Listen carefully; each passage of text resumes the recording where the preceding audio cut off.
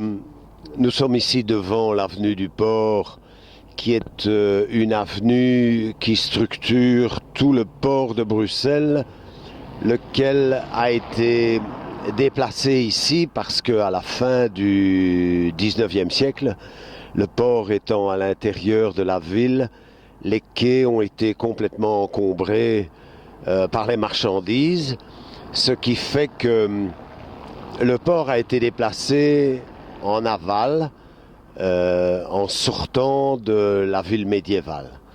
Et donc, fin du 19e, début du 20e, cette avenue a été créée avec des dimensions très amples. Elle fait 30 mètres de façade à façade et la chaussée pavée fait 18 mètres. De chaque côté, les trottoirs font 6 mètres. Au départ, ils étaient recouverts de dolomie et très vite, on a planté les platanes qui maintenant sont à l'âge tout à fait adulte, ce qui fait qu'on a une très belle perspective, très, très ample en été avec une mer de pavés.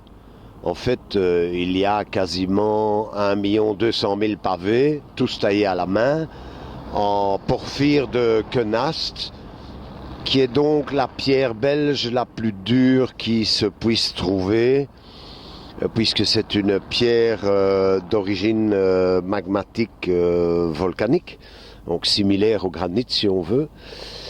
Et donc, on a une belle perspective d'une mer de pavés et d'une couronne verte qui est la frondaison des platanes, il y en a 300. Cette avenue a été préservée parce qu'en fait, elle n'attirait pas le regard.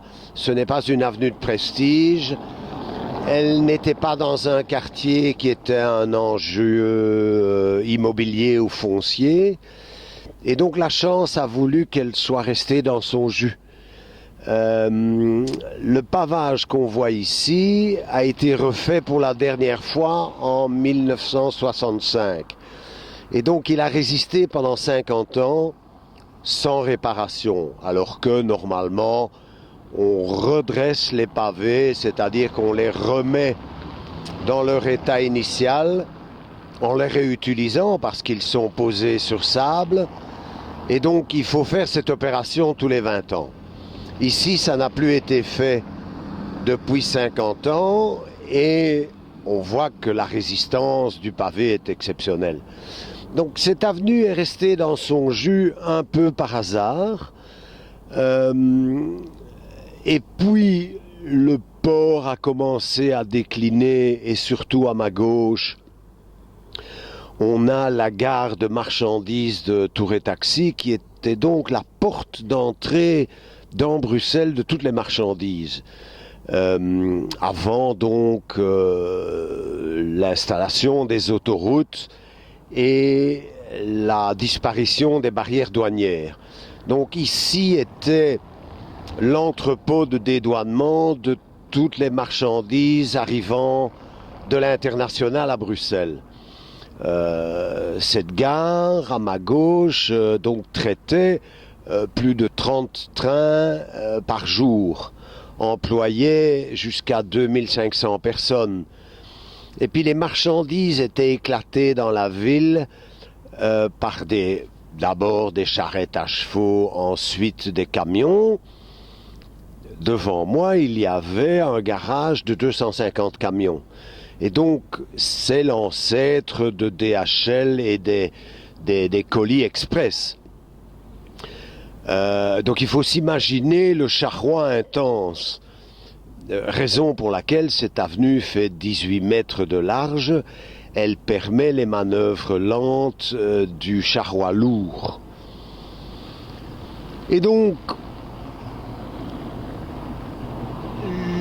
le port, perdant de son importance, est devenu un enjeu immobilier. Il y avait des vastes surfaces d'entrepôts sous-utilisés et secteur de la ville a commencé à être très intéressant pour les investisseurs immobiliers qui ont vu une réserve de terrain bon marché, ce qui fait que l'endroit devient l'Eldorado immobilier de Bruxelles.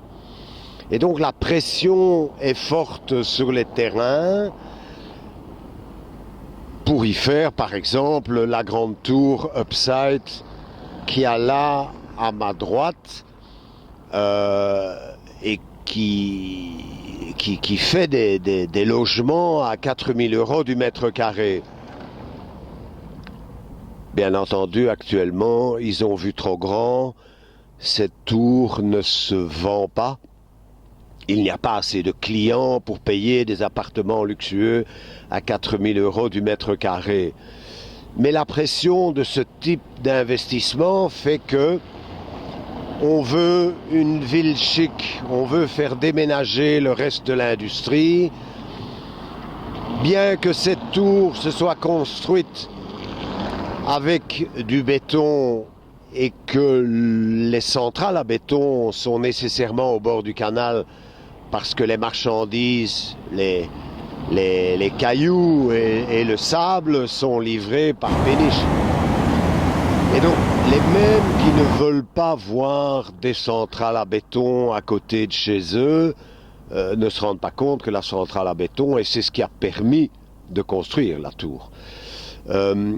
D'autres fonctions sont encore importantes ici, comme ça a l'air bizarre, mais les récupérateurs de ferraille. La ville est en fait une mine urbaine. La ville produit du vieux frigo, de la vieille voiture, et donc il est important que près du canal se trouvent des récupérateurs de métal. Il y a alors eu une bataille pour défendre cette avenue. Et donc, en 2010, un politique bruxellois est arrivé avec un projet de mini-voie express de 2 fois 2 bandes, ne prenant plus en compte le charroi lourd des camions et voulant faire une avenue en ces termes plus modernes. Donc là-dessus, levé de bouclier parce qu'on allait supprimer les 300 platanes. Il y a eu une bataille urbaine qui a été gagnée. La région de Bruxelles, qui était le promoteur de cette voirie, a dû faire marche arrière.